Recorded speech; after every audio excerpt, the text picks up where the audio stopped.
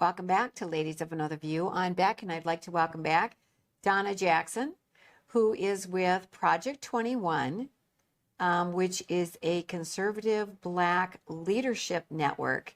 As part of people, I want people to go to your original organization, and I don't have it right in front of me, the National Center for Public Policy Research. Got it, right? Yes.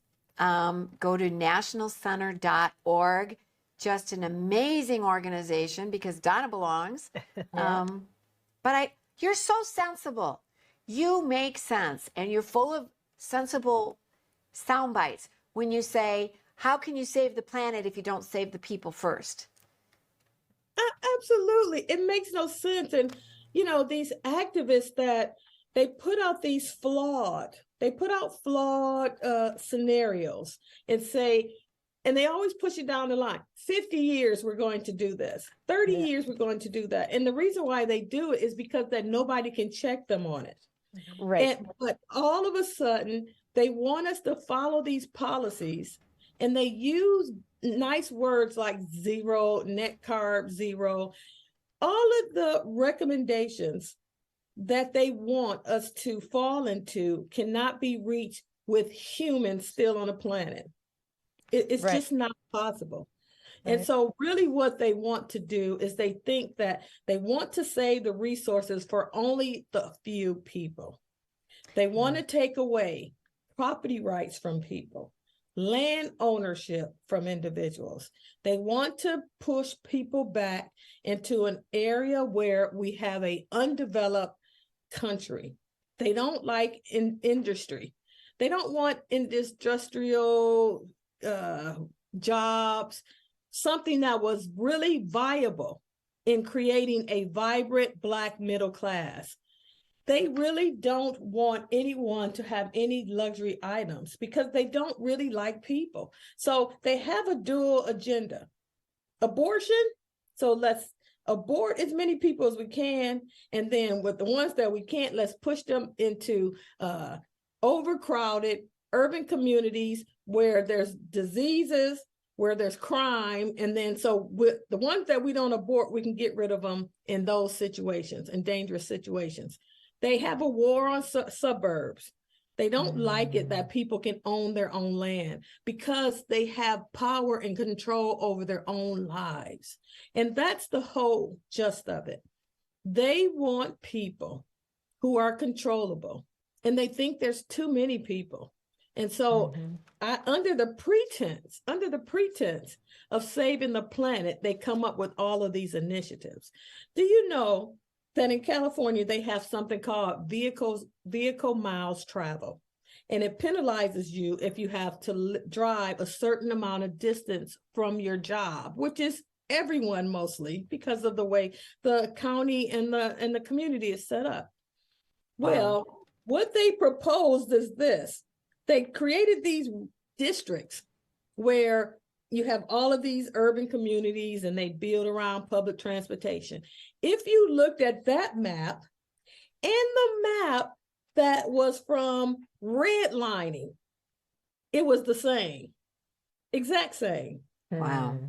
And so what they're doing now, and one of the things I said, I'm not saying environmentalists are racist, but if they were, they wouldn't have to do a single thing differently because they're recreating Jim Crow using the Green New Deal. Wow. Sure. What a point. Sure. Well, okay. Yeah. I have to keep my promise. We are going to talk about Black History Month. So I want to put a little history on how this came about.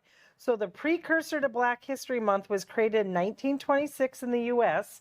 The second week of February to be Negro History Week, chosen because it coincided with birthdays of Abraham Lincoln on February 12th and then Frederick Douglass on February 14th, both of which Black communities had celebrated since the late 19th century. So we're going to learn, this is Frederick Douglass, and a lot of people might not even know who he was. So Carmen's going to tell us about him. Okay, Douglass believed in dialogue across racial and ideological divides, as well as in the liberal values of the U.S. Constitution. When radical abolitionists, under the motto "No Union with Slaveholders," criticized Douglas's willingness to engage in dialogue with slave owners, he replied, "I would unite with anybody to do right and with nobody to do wrong." What a statesman. Wow. Mhm. He really was a hero. Very. The thing that I love about, his statements and what you were saying about his life is look what they're trying to do with critical race theory. They're trying to make sure that there's no dialogue across any racial lines because they're afraid that people would realize that the same radical left that's after one group is also after the other. They find out that their lives are similar. I was amazed that elite Black liberals were saying to me that nobody is censored more than them. And I was thinking, no, conservatives are censored the most across the board, especially Black conservatives.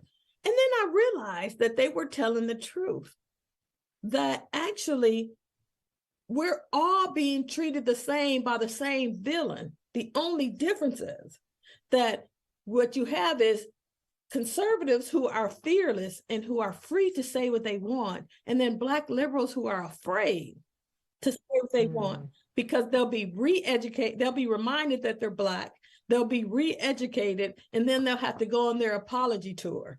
But what I said to them is, if the policies don't line up, if they're destroying your communities, then why are you supporting the very people that are trying to destroy you? Their policies haven't worked for 60 years. It's not going to change today. And I think that what Frederick Douglass was saying is, if we speak to each other, if we talk to each other, we'll realize that we're on the same plane as time in terms of what we believe in. And so we should be uniting, not fighting. Right. And that's what he said. Amen.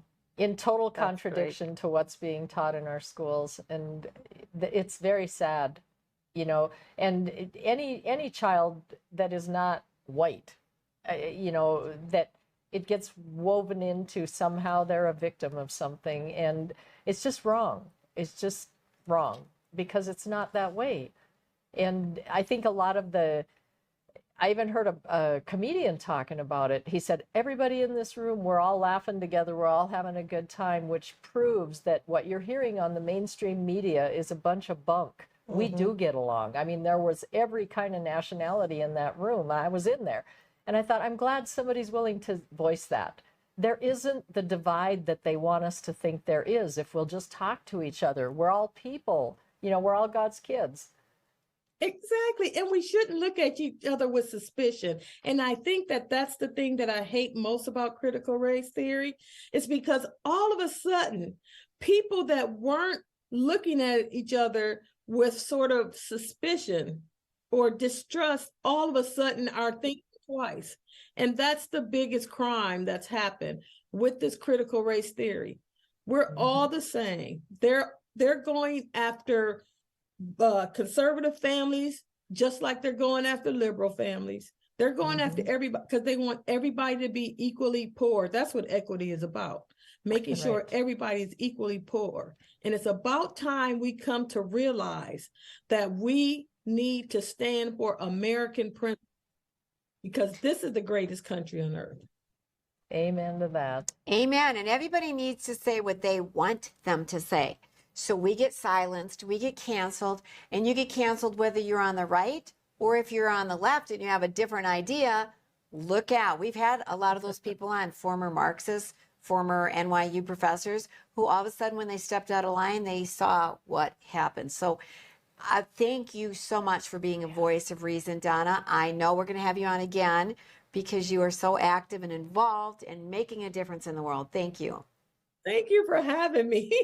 It's always a good time. It goes too fast, to be honest with you. Yes, it does. I've said to you before, if you move to Bismarck, we have a chair here for you. I might have to take you up on that one day. I think you might like it here. Yeah. So we're pretty conservative. So, all right. Well, Thank you, Donna. And then for the rest of you, stay with us. We're going to talk about a 9-year-old boy who started college. How did he do that? Stay tuned and you'll find out.